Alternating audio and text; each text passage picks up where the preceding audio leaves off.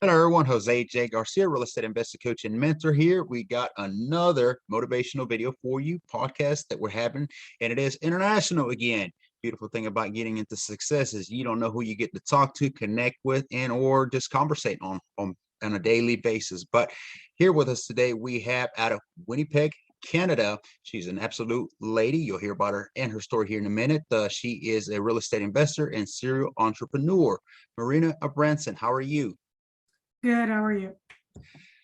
I'm good. I'm good. Busy, and we're Thanks for continuing to having get me. busier. Absolutely. Yeah. We've been trying to do this for a little while. We kind of mixed the times up, played with it, Yeah. and then we lost track. But we're here. We're here. We're going to deliver some motivation. So Marina, I met you through the Rich Dad, Poor Dad legacy education, which that's what it is now. It's legacy education through Robert Kiyosaki. Yep. Since then, I mean, you got on to do some great stuff. I want to hear about a lot of this that you're going to do more so also.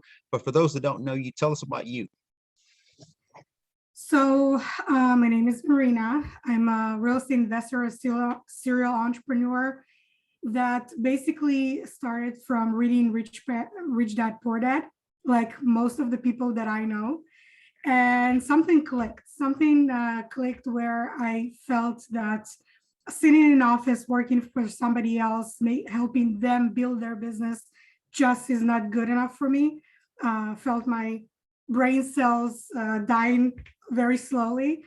And I decided to just embark on my own journey. And that journey started by going online business and also moving. So originally I'm from Israel. And in 2016, I just decided that I need to open up my horizons and move closer to where I can do what I want to do, which is real estate. And in Israel, real estate is super, super expensive, and it doesn't have all the options that we in Canada and US have. I don't know if you're aware how blessed we are with the creative financing that we can have here, the financial options that we can use, like HELOCs and joint ventures with others that have RSPs or IRAs. All this doesn't exist back home.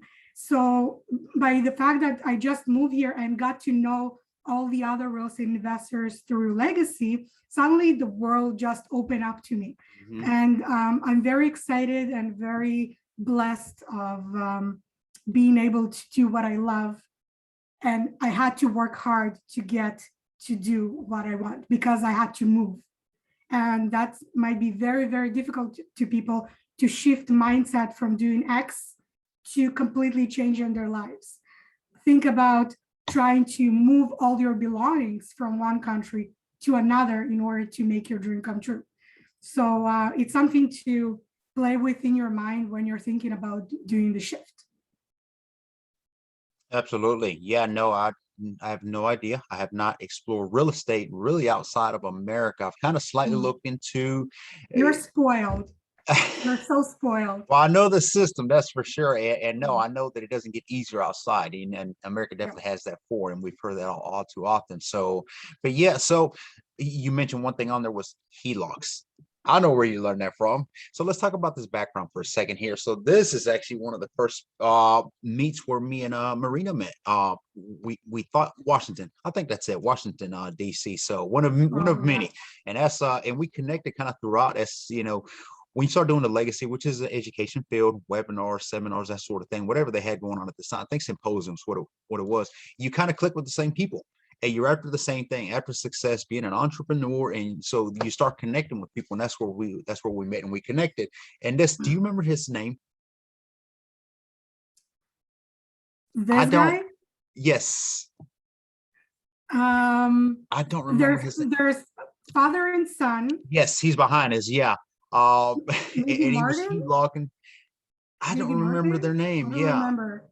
I know they were hilarious and they were very, very professional, because the guy on the left, he's been doing it for over 50 years. Mm-hmm. And he built up his empire from zero. He's the one that started everything, I believe. And his son joined him when he was grown enough to learn the business. And that's very important if you have kids and you're building something, have a good why, have a good reason why you're doing it. Because if you're doing it just for the money, you won't survive very long. You won't have the motivation to wake up in the morning and go and hustle and do the research and go talking to people and then making the calls.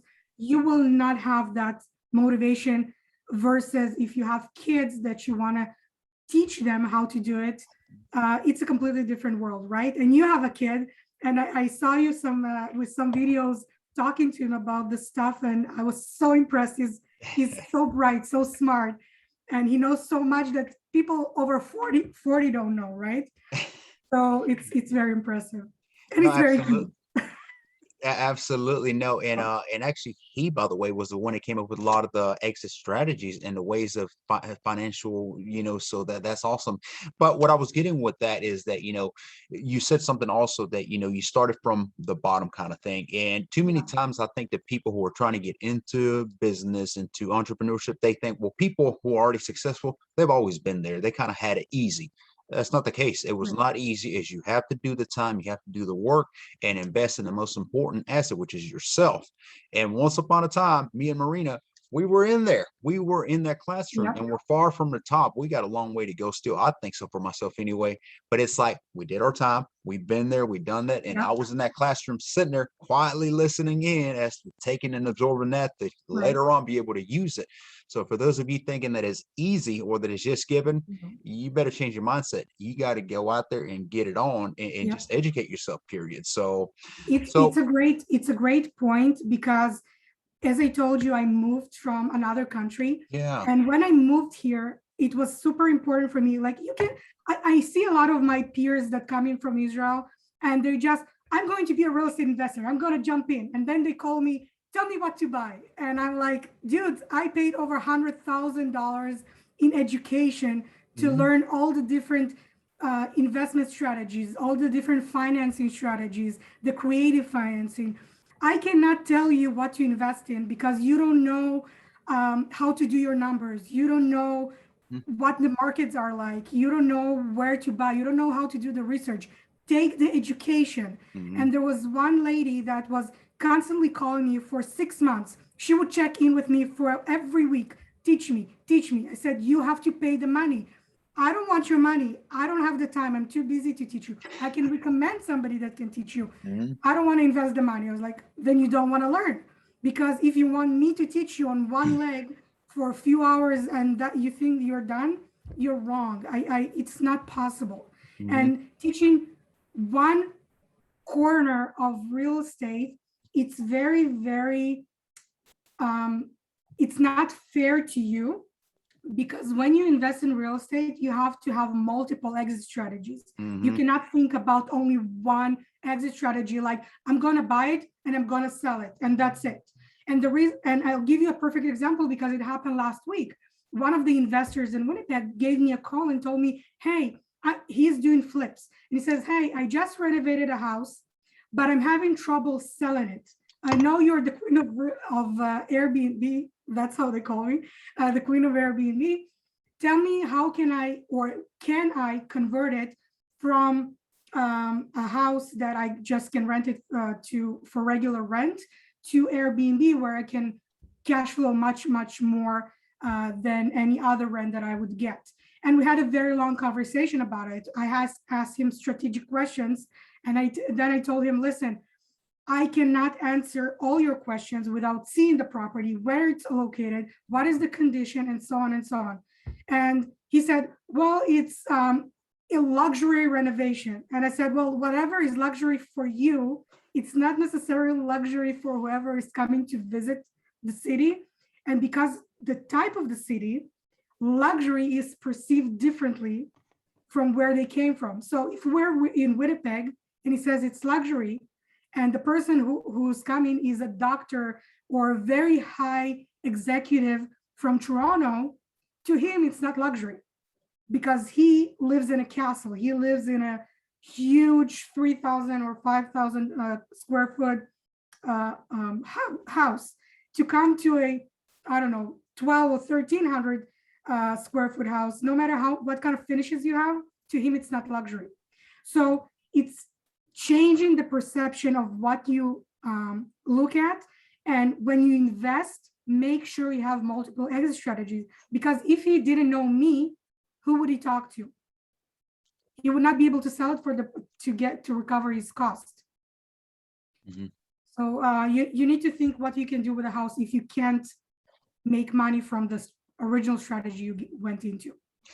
Well, what I see from a lot of people, and I do take a leap of faith, and then many times I just have the mentality to just do it and figure it out later. It's worked for me. I don't know that it'll work for everybody, and I'm not sure it's always worked, but I'll make it happen as most as possible.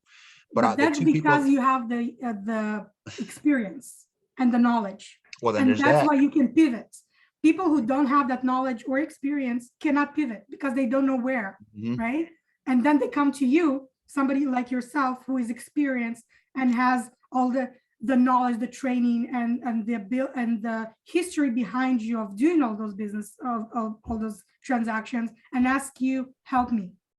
Mhm. And you're the kind of person to ask those questions. Give me is what they say. So very good point you make on that is most people don't want to either invest in their education, means spend money, which is not spending, it's called investing when you invest in yourself, or put the time. Most people would rather party it up on the weekend, go out and get drunk, or I don't care, I'm not judging. But if you're not willing to do the time and or invest the money, I mean, maybe success, wealth, and entrepreneurship is not for you. That's just the way that it is. I mean, I've spent, much like you, hundreds of thousands. Yes, education. Some people can't even spend a day in a free webinar to try to get something ahead. So definitely do your time, man. And like Marina said on here, I mean, we cannot teach you in 1 hour what we've learned in months and long time. I mean, this is years Yeah. of education. And when you get into success in entrepreneurship, you never stop learning.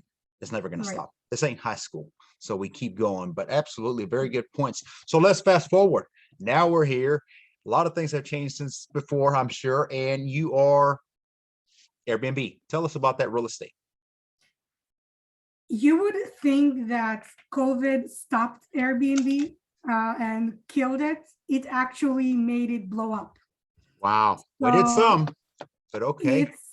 it's magic what COVID did for Airbnbs and for short-term rentals in general. When I say Airbnb, it's just one platform, but it's a keyword or acronym for so many different platforms that allow short-term rental and executive rentals to be rented out to people who travel, traveling nurses, traveling doctors, traveling executives. I had so many contractors that were staying with me for 3, 4, 5 months at a time, recurring customers that were coming back and staying that amount of time because they knew the type of service I was providing. And one of the reasons that happened especially during COVID, and Airbnb was very successful before it. It wasn't that COVID started it. It's just amplified it significantly.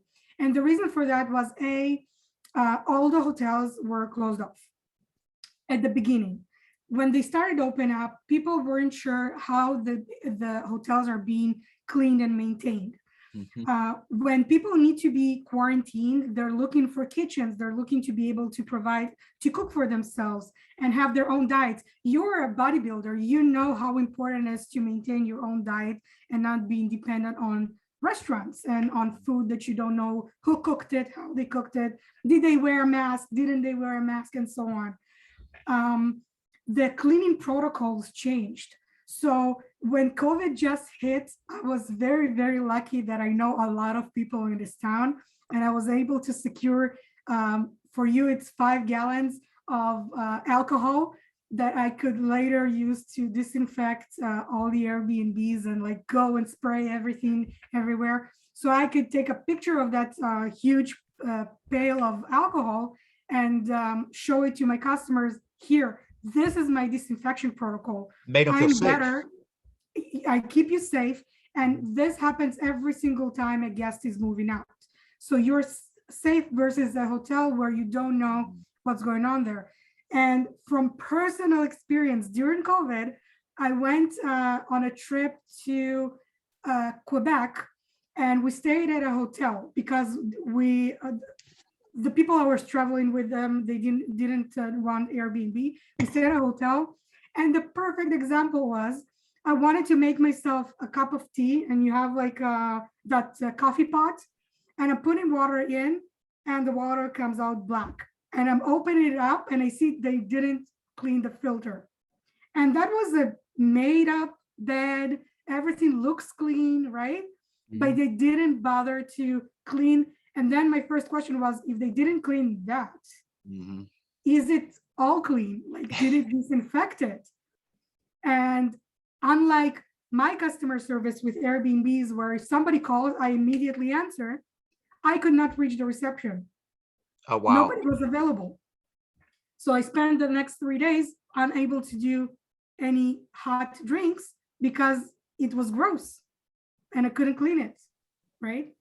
So it's that's the reason why people shifted from hotels to Airbnbs, because of what we offer, the services we offer, the amenities.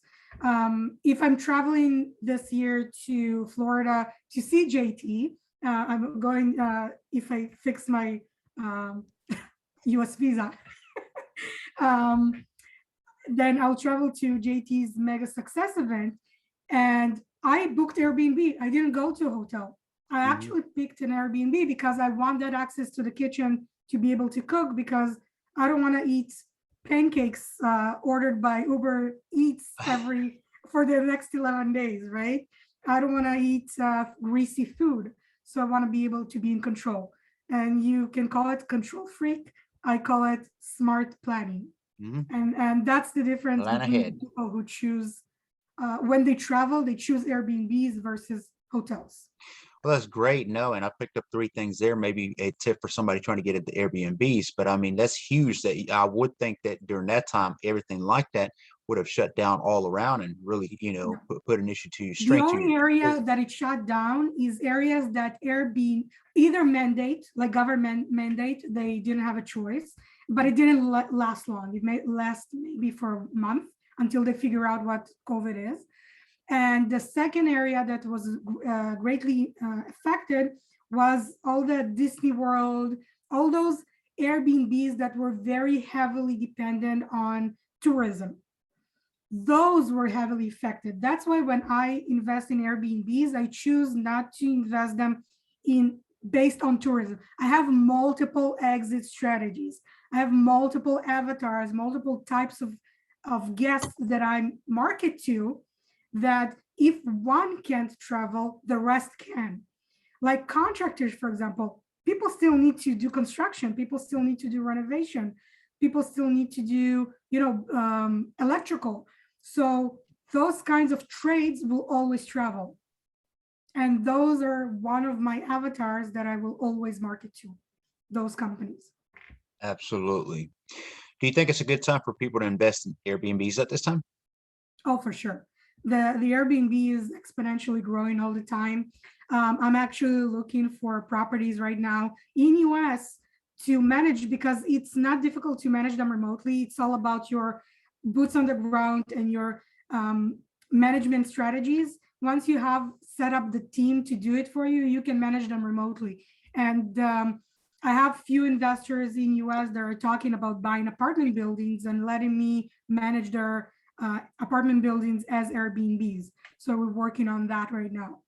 And before they buy them, they come and underwrite it with me, because I need to do market research about the area, about occupancy rates, how much income they can generate, and so on and so on, to make sure that they will make money. And even if the occupancy rate is not 100%, they can still generate revenue to cover costs and create a cash flow into their pocket. And of Uh, course mine, because if they don't make money, I don't make money. right, right, absolutely. So Yeah. talking in motivation and talking about people getting into business, success and entrepreneurship, I think too many people count themselves out before they even get started. They have the paralysis analysis, they Yeah. overthink, they don't believe in themselves. Well, why do you think that is? I think that the main reason, the first one would be, what would my family say? What would my friends say? And usually that instinct is right. The first thing that the family or friends would say, unless they have the same entrepreneurial mindset, they would say, are you crazy? Like, you're going to waste all this money on training. You're going to waste all this money on paying somebody to tell you like how to do, you don't need it. Go buy a property. Like you can buy a property without education. And I see it all the time, and I'm catching my head with people who come to me and they bought a property and now they're in so much, have so many problems because they bought it in the wrong area, or they bought it for the wrong price. They overpaid for it. They don't know how to screen their tenants because they never learned how to do it. And now they have tenants from hell and they want me to help them to get rid of them. They didn't budget for all kinds of renovations because they didn't know that it needs to be done. They just saw, oh, that's easy. I'm gonna change my bathroom. I'm gonna renovate. And then they open up the walls and they see all the mess behind the wall. And they come, help.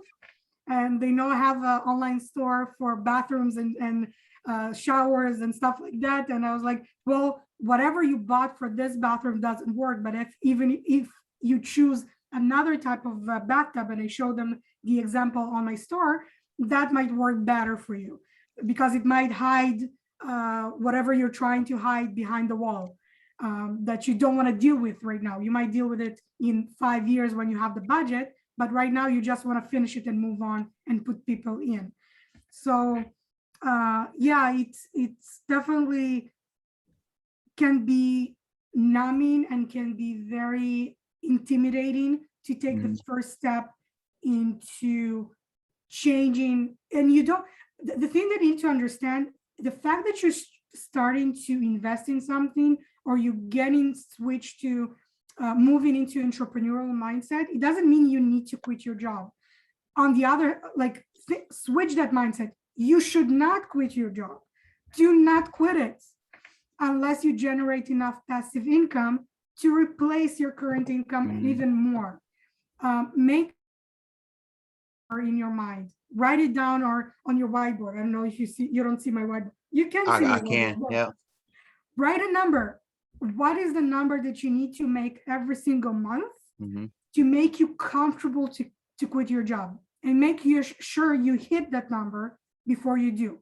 First of all, if you have a job, you are able to finance your deals. And if you can't finance your deals, you can join venture with other people. But financing, it's not always cash. It can be credit. It can be IRAs. It can be, if you're in Canada, it can be RSPs that if you're working, you still continue contributing to that pool of money. So learn what you can do with your finances and with your credit, and utilize it. Use it as a power to jump, as a stepping stone to jump further, to jump ahead of everybody else, your family, your friends, all the naysayers that say you can't do it. Write down on your board and that, yes, I can. And every time you think, no, I can't, look at your board and say, yes, I can. Because everybody else in the beginning, until you succeed, they will say you can't. Yep. And that's the point. Unless you prove them wrong, they will always say you can't. So prove them wrong. That's Very good point. Simple as that. Absolutely. Use them as your motivation. The moment somebody tells me, yes, you can, then I slack off. I need people to say, no, you can't. Because then I tell them, fuel. Wait and see. I'll show you.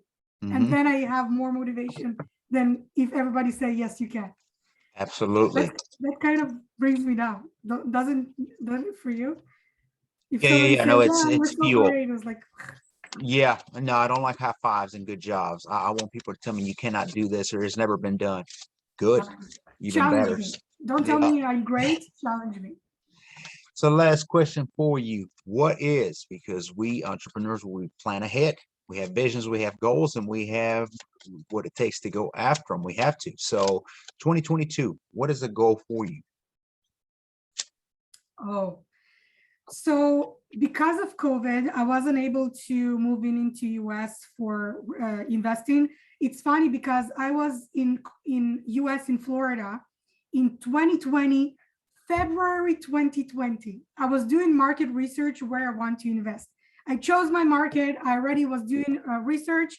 I came back home, and less than a month later, COVID hit and everything shut down. So I was not able to kick in my real estate investing there. During COVID, up until a month ago, the borders were closed. Mhm. So I felt uncomfortable in investing without actually physically going there and at least doing one, because I like the first one to be me, fully me. So now the borders are open and I'm looking forward to take over US. Are you ready for me, Bring Jose? it. Absolutely. Bring it. Yeah, we'll get you into mobile Yeah. homes while we're at it. So, well, awesome. This has been great, good motivation. That's what we're trying to deliver. So, I'm sure a lot of people will get good insights out of this. I know I did. So, we're going to be sharing this on YouTube. A lot of people will be replaying it, of course, and then Millionaire Flicks. So, but Mariana, thank you for joining us today. Thank you for having me. All right, we'll speak again. Have a good day. You too. Bye-bye.